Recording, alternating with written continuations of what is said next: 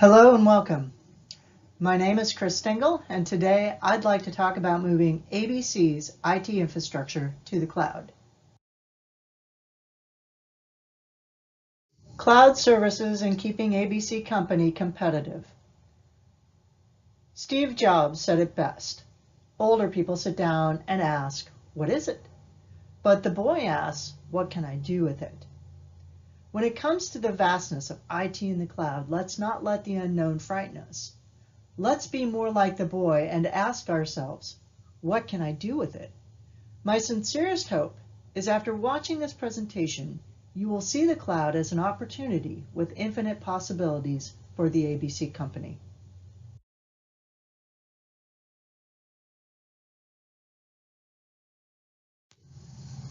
In this presentation, I'm proposing that ABC Company move its IT infrastructure, applications, and services to the cloud.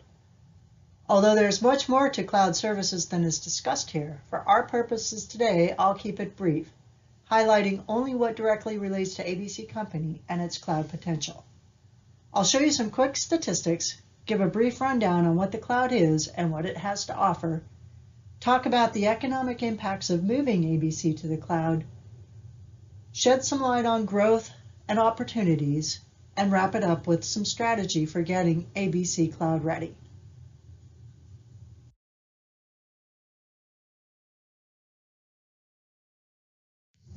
So what exactly is cloud computing? According to NIST, cloud computing is a model for enabling convenient, on-demand network access to a shared pool of configurable computing resources, such as networks, servers, storage, applications, and services that can be rapidly provisioned and released with minimal management effort or service provider interaction. All of us use the cloud or cloud services daily. We access our email from Gmail or Yahoo, save files and photos to Dropbox or OneDrive for sharing with friends and family, file our taxes with applications like TurboTax Online, and more. Cloud Services uses a subscription model where customers will engage in pay by usage. These fees could be determined by the number of users, the amount of storage consumed, or based upon the amount of compute power used at any given time.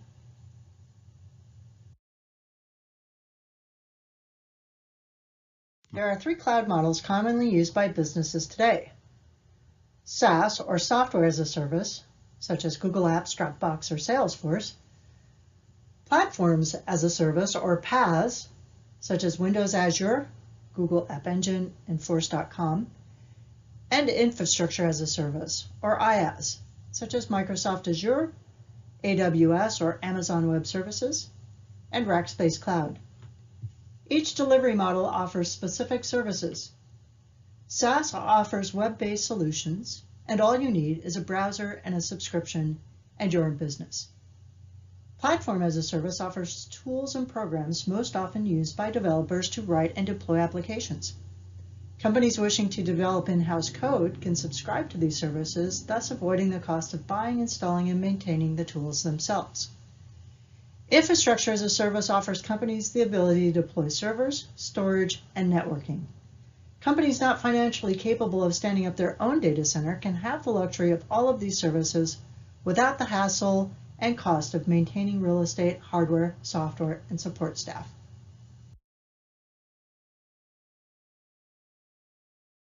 There are also three ways of deploying cloud services to customers. There's the private cloud, the public cloud, and a hybrid. Privately hosted clouds can be on-premise or located in the cloud.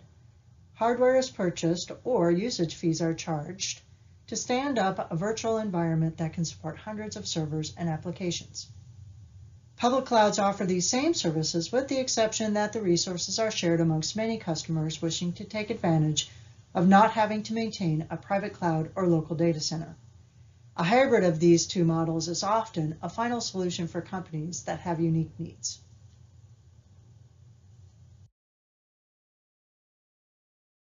Now that you've seen what the cloud is, let's take a few minutes to talk about what it's capable of doing. On-demand self-service, a much sought-after capability, simply means being able to provision cloud resources whenever they're needed. It is usually a pay-as-you-go subscription where you pay only for those resources used instead of an entire infrastructure. Moving on, broad network access refers to services provided that can be widely accessed by customers and devices. It encompasses the idea of anyone, anywhere, from any device. Next, resource pooling in the context of cloud computing means that cloud providers create a sense of unlimited available resources such as storage, memory, CPU, that can be dynamically provisioned without disruption to the host. This brings us to rapid elasticity. Being able to scale environments according to demand is a win-win for both companies and customers by allowing a company to spend only what it needs while still meeting customer performance SLAs. And last, measured services refers to the measuring and monitoring of services for the purpose of billing, resource usage, and planning.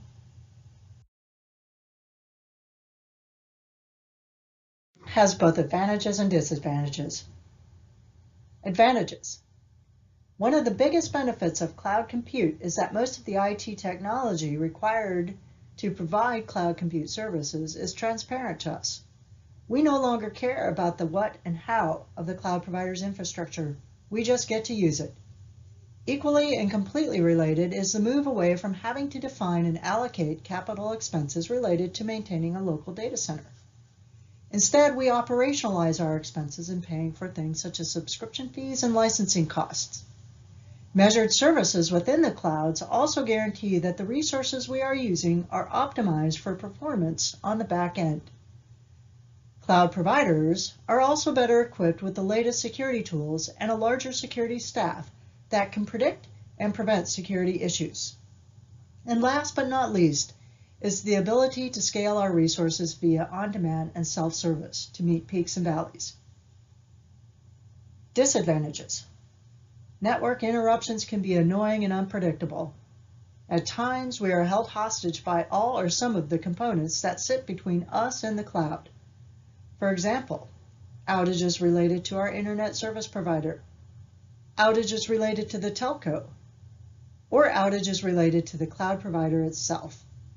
This can leave us with downtime and no recourse, which could create a financial situation where a company is now paying clients for violating service level agreements. Privacy and security are issues too. If we are using the public cloud and subscribing to resources that are shared by many others, then we risk having a data breach. We also lose control over the resources we are using simply because they are transparent. We lose the ability to tweak and configure to meet our internal needs. And last, system vulnerabilities affect everyone, and with the loss of an environment control, we are dependent on the cloud provider to mitigate these vulnerabilities for us.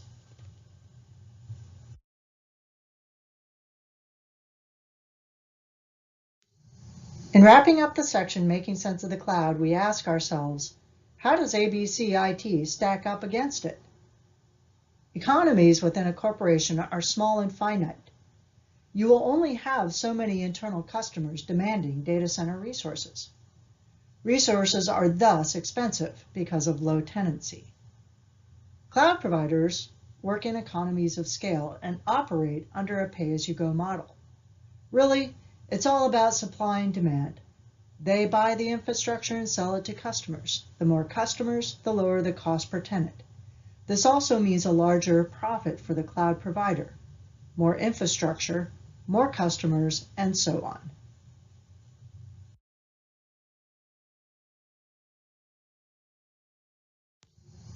Now that we have a foundation in what cloud computing is and what it offers, we can take a look at how ABC can leverage the cloud to keep our company competitive. Our customer base is growing rapidly, which is fantastic. However, we are quickly outgrowing our ability to keep up with the compute demand required to maintain the current pace of growth. So let's take a look at what we have, how that compares to the services offered in the cloud, how it can best support our growth, and the costs associated with moving our infrastructure.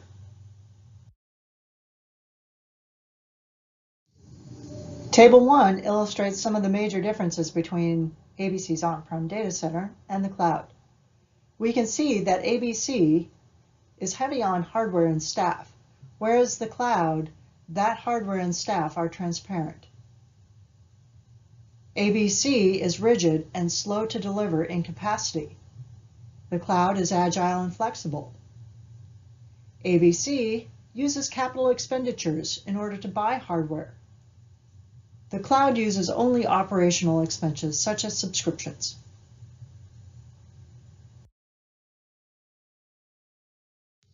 When we break down the components necessary to run the ABC IT infrastructure, we can visualize more clearly from a budgetary and resource perspective just how much of the infrastructure is eliminated by moving our company's compute to the cloud. Even selecting a single aspect of our IT, for example, moving storage replication for disaster recovery, will make a sizable impact on the ABC IT capital expense budget. The first thing ABC will want to do is explore total cost of ownership. This will help in understanding all costs, indirect and direct, associated with providing services. Building a total cost of ownership model for the ABC company should be a collaborative, deep dive effort by both ABC IT and the executive teams. For now, here are a few direct cost items that should get that conversation moving in the right direction.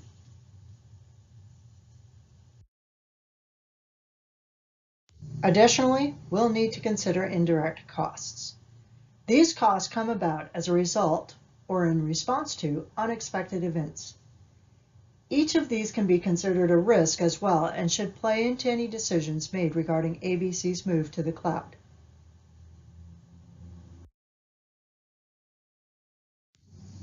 Now that we understand how ABC's IT infrastructure relates to the cloud, let's dive into what it would take to get us there financially, which is the real reason we're all here anyway. Let's first explore whether moving to the cloud is a financially sound idea. Total cost of ownership, or TCO, is a cost comparison of running our applications on-premise versus in the cloud, in our case, AWS or Amazon Web Services. These calculations take into consideration all associated costs, including facilities, power, and cooling, plus business-level support. It does not include the migration costs. According to AWS, ABC can save approximately $2.3 million a year for a total 3-year savings of $7.1 million.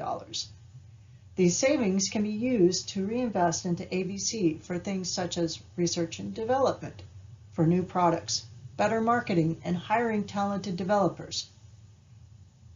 It's important to remember that this is just an estimate. A big part of total cost of ownership for cloud computing is the need to assess initial migration costs. Here is an example of what these costs look like for ABC. Despite the addition of the initial migration and managed services costs, ABC is still spending far less per year by being in the cloud. All of this brings us to ROI, or return on investment. This is where we find out how well our investment will pay off for ABC and help us decide whether or not we should use cloud services. To simplify ROI, imagine you had purchased 10 shares of Amazon stock at $1 per share for a total investment of $10. Also imagine you're guaranteed an 80% return on that investment. This equates to almost $3,000 for a single year. That's $3,000 additional dollars you didn't have 365 days ago. This might not seem like a whole lot until you start adding zeros to the end of that one, and then life becomes a whole different story. For ABC, we can see that investing in cloud services is good, and that we will get a 252% return on investment.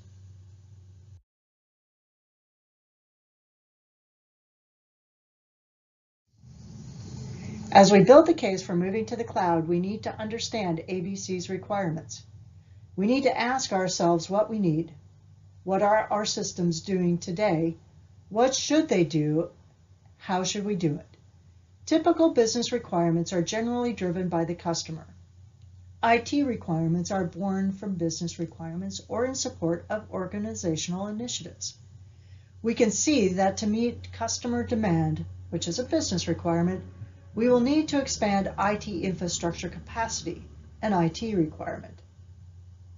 While simultaneously requesting capacity, the business is also asking IT to reduce its budget.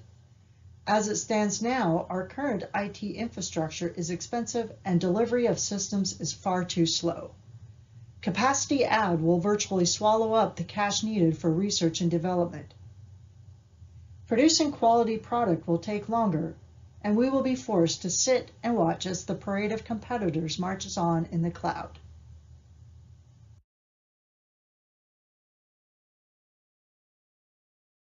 The case also includes focusing on what ABC's internal strengths and weaknesses are, and where we see external opportunities and threats. As we move forward into tomorrow, we must be diligent in knowing who we are as a company and where we want to go. ABC should be realigning our technology with how customers are doing business. An example of this is building mobile app technology. According to New Jersey Institute of Technology, smartphone users check their devices 150 times per day. 10% of their time is spent browsing the web and 90% using apps. That's a whole lot of people walking the streets with mobile phones and sitting in cafes or offices with tablets, attempting to do their jobs and taking care of personal business. The last topic of this presentation takes aim at how we can maximize our strengths with the opportunities and minimize our weaknesses to help eliminate threats.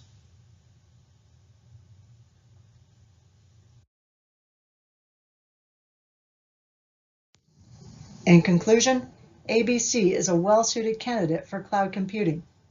With the prospect of large financial savings and a good return on investment, there should be no doubt that our actions over the next year should be centered on moving our infrastructure and applications to the cloud.